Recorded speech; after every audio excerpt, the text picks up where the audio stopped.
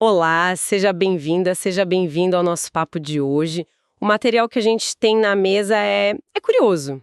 É um trechinho de nada, 6 versículos ali meio escondidos em Deuteronômio capítulo 4. E para guiar nossa exploração, a gente está se baseando numa análise bem interessante, um sermão do pastor Misael Batista do Nascimento. E sabe, a primeira impressão que eu tive lendo isso foi: ué, mas isso aqui é só um prefácio, né? Parece um parágrafo que um editor colocaria para dizer, ok, agora Moisés vai falar de novo. Tem umas coordenadas geográficas, um quem venceu quem. Minha primeira reação foi quase pular, sabe? Então a nossa missão aqui é descobrir o que tem de tão vital numa passagem que parece ser só uma ponte. Essa é a pergunta de $1 milhão. Porque é exatamente isso que o texto parece, uma ponte. Mas, segundo a análise que a gente está usando, essa ponte não é feita de concreto, ela é feita de propósito. Esses 6 versículos, eles funcionam como uma tese para tudo que vem depois. Eles estabelecem uma ideia, assim, radical para aquele povo. As primeiras vitórias que vocês tiveram, elas não são um convite para relaxar. Pelo contrário, são um sinal de que, a partir de agora, é a palavra de Deus que vai ditar as regras da vida, não mais a lógica do deserto. Peraí, isso é forte. Então não é um parabéns, agora descansem, mas sim um parabéns, agora o jogo começa para valer. Ok, vamos desempacotar isso então. A fonte que a gente tem estrutura essa ideia em 3 pontos principais, e me parece um bom caminho para a gente seguir. Vamos começar pelo primeiro, que a análise chama de Deus equipa Israel com a palavra. Mergulhando ali nos versículos 44 e 45, uma coisa me saltou aos olhos. E na leitura original, achei que era só excesso de formalidade, sabe? O texto diz que Moisés apresentou a lei, e logo depois fala em testemunhos, estatutos e juízos. Minha reação inicial foi pensar que o autor estava sendo repetitivo, talvez tentando soar mais solene. A análise diz que não, que cada palavra tem um peso cirúrgico. Me convença. Que bom que você percebeu isso. Porque essa lista de palavras não está aí por acaso, não é poesia. Cada uma delas abre uma janela diferente para o que Deus estava entregando. Pensa assim, lei, no hebraico Torá, é a palavra mais ampla. Não é só um código de regras, tipo um código penal. Torá significa instrução, ensinamento. É o projeto inteiro, a visão geral de como Deus queria que eles vivessem. Ok, então Torá é o quadro geral, a filosofia da coisa. E os outros termos? Exato. Aí a gente vai dando o zoom. Testemunhos, ou edut, é uma palavra mais técnica. Ela vem do mundo dos tratados e alianças entre reis. Sabe quando 2 reinos faziam um acordo? As cláusulas, as obrigações de cada lado eram os testemunhos. Ah, entendi. Então, quando o texto usa essa palavra, ele está dizendo: isso aqui são os termos da nossa aliança, as responsabilidades de vocês dentro do nosso pacto. É uma linguagem de relacionamento, não de imposição. Entendi. É quase uma linguagem contratual, mas de um contrato de parceria. E estatutos e juízos. Esses 2 são o preto no branco. Estatutos, ou hukim, são os decretos. As regras que não têm uma lógica óbvia, tipo, faça isso porque eu que sei o que é melhor estou não dando. Já os juízos, mishpatim, são as decisões legais baseadas em casos, o que a gente chamaria de jurisprudência. São as leis que regulam a convivência social, o dia a dia. Caramba! Então, o que parecia uma repetição de palavras é, na verdade, uma descrição super completa. É como se Deus estivesse entregando não só um livro de regras, mas um sistema operacional inteiro. Perfeito. A conclusão da análise é essa. Deus não está só dando regras. Ele entrega o que a fonte chama de um pacote de recursos motivadores, orientadores e transformadores. Não é um manual que você lê uma vez e guarda na gaveta. É a própria caixa de ferramentas. O equipamento completo para construir uma nova sociedade. Ok. Essa ideia da palavra como um equipamento, uma caixa de ferramentas, faz todo sentido. Mas o que me deixou realmente intrigada na análise foi quando essa caixa de ferramentas foi entregue. O momento parece ser tudo, não é? O texto faz questão de dizer nos versículos 46 e 47 que isso aconteceu depois das vitórias sobre Seom e Og. Por que esse timing? Sinceramente, não parece um pouco anticlimático? Eles acabaram de vencer batalhas contra inimigos descritos como gigantes. Era hora de festejar, de celebrar. E aí Moisés chega e diz: legal, pessoal, agora senta todo mundo que tem um monte de regra para aprender. Não corre o risco de ser um balde de água fria? Visto por esse ângulo, parece mesmo. Mas a psicologia por trás disso, segundo a análise, é genial. O momento é crucial justamente por ser pós-vitória.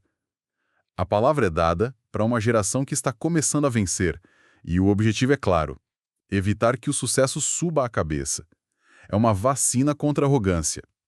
Um lembrete imediato, no calor da conquista, que diz: essa vitória não veio da força de vocês, veio de Deus. E se quiserem que isso continue, o caminho é a obediência a Ele. É como uma startup que consegue a primeira grande rodada de investimento. A primeira coisa que um bom investidor faz não é mandar todo mundo para Cancún. É sentar e dizer: ok, agora vamos montar um plano sólido, estabelecer a governança, porque o dinheiro sem direção acaba rápido. Exatamente essa lógica. A bênção sem direção vira maldição. E tem mais. O texto faz um contraste direto e doloroso com a geração anterior, a dos pais deles. Aquela geração saiu do Egito, viu milagres, mas, na hora de entrar na terra, o que aconteceu? Foram derrotados. Morreram no deserto. E a razão disso, segundo Deuteronômio, foi incredulidade e desobediência.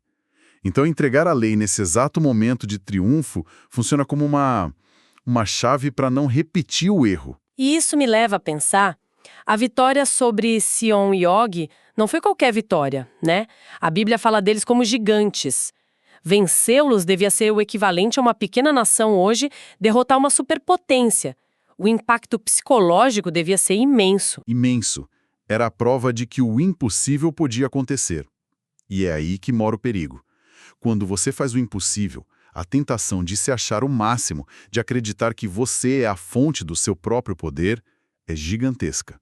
Deus intervém nesse exato pico de euforia para dizer: calma, a fonte sou eu. Continuem conectados a mim através da minha palavra e vocês verão coisas ainda maiores. Isso conecta tudo de uma forma muito poderosa e nos leva ao terceiro ponto da análise. Depois de falar do que, o equipamento da palavra, e do quando, o momento da vitória, o texto mergulha numa descrição geográfica super detalhada. Versículos 48 e 49. Fala de Aroer, do rio Arnon, do Monte Sion. Confesso que, quando eu li, meus olhos passaram direto. Pareciam só nomes no mapa antigo. O que a gente está deixando de ver aqui? O que estamos deixando de ver é que a geografia, aqui, tem um propósito teológico. Não é uma aula de topografia. O autor está pintando um quadro com palavras. Descrever com tanto detalhe a extensão da terra que eles acabaram de conquistar, essa terra boa e ampla, serve a dois propósitos de acordo com a nossa fonte. O primeiro é muito direto: gerar gratidão. É como se Deus dissesse: parem um pouco, olhem ao redor, vejam a vastidão disso tudo, dos vales férteis até os picos nevados. Fui eu que dei isso para vocês. É um convite a saborear a conquista e reconhecer a fonte. Faz sentido. E o segundo propósito? O segundo é motivá-los a continuar. Essa vitória, por maior que fosse, era só o começo. Era a conquista da Transjordânia. A maior parte da Terra Prometida ainda estava do outro lado do rio.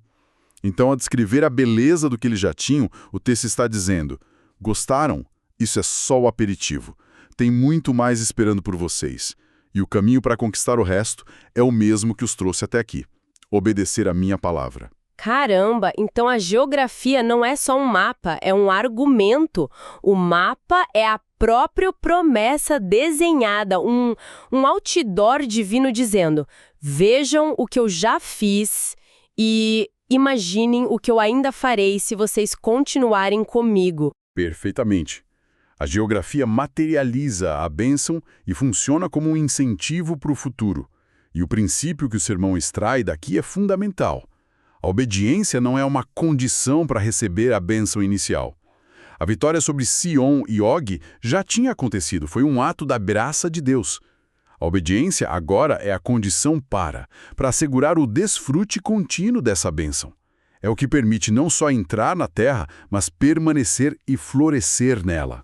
Peraí, então a lógica é invertida. Não é obedeça para ser abençoada, mas você já foi abençoada, então obedeça para não perder a bênção. Isso muda tudo. Não é sobre merecimento, é sobre manutenção. É sobre cultivar o jardim que você recebeu de presente.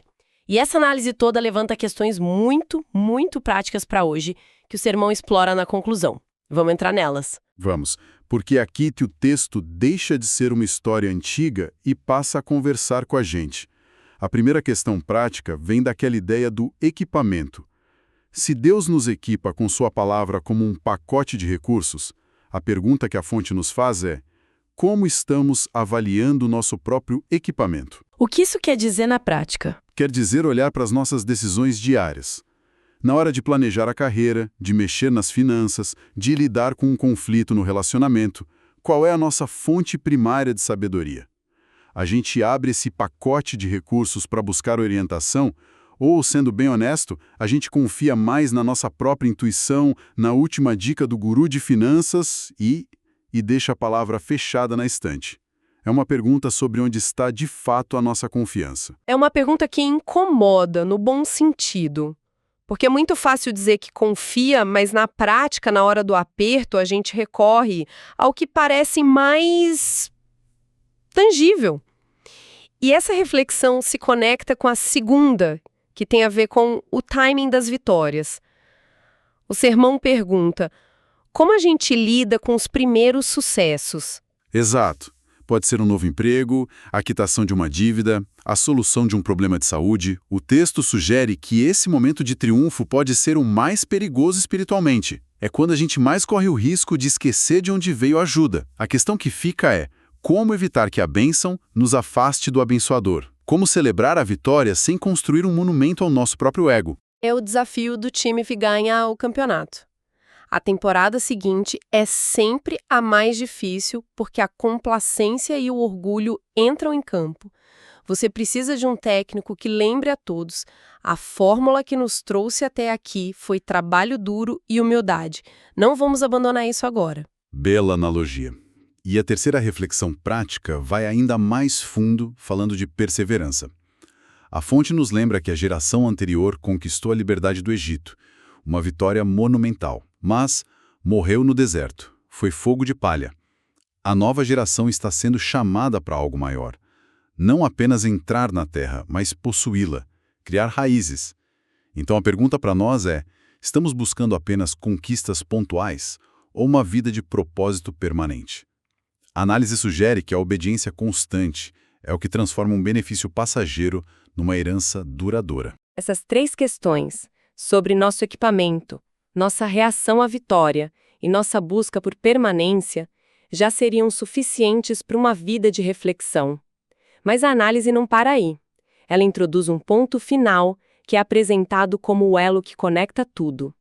A ideia é que, para a palavra de fato regular a nossa vida, para esse padrão todo não ser um peso esmagador, algo mais é necessário. Sim, porque, sejamos francos, ouvir tudo isso pode soar como uma lista de tarefas impossível.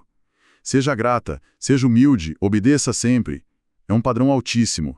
E é aqui que a análise faz uma ponte com o Novo Testamento, especificamente com as palavras de Cristo em João 15. Permanecei em mim e eu permanecerei em vós, porque sem mim nada podeis fazer. Ou seja, a capacidade de viver segundo a palavra não vem da própria pessoa. Exatamente.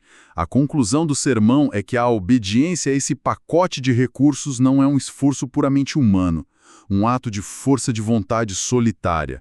A figura de Jesus é apresentada como a própria palavra que se fez carne, aquele que não só dá a instrução, mas também dá a capacidade de vivê-la. A grande notícia, segundo essa interpretação, é que não é uma jornada solo. Então, o que começa com uma análise detalhada de termos hebraicos e geografia antiga, termina numa aplicação cristocêntrica bem direta, que foca na capacitação pela graça e não no esforço próprio. É um arco e tanto para 6 versículos. Sem dúvida. Conecta a instrução do Antigo Testamento com o poder capacitador prometido no Novo. A ênfase muda da autossuficiência, que a vitória tende a gerar, para a dependência, que a verdadeira fé exige. Isso nos leva ao fechamento da nossa conversa e, parafraseando a conclusão da fonte que usamos, a grande ideia que fica para mim é que a palavra de Deus, nesse texto, não é apresentada como um fardo a ser carregado.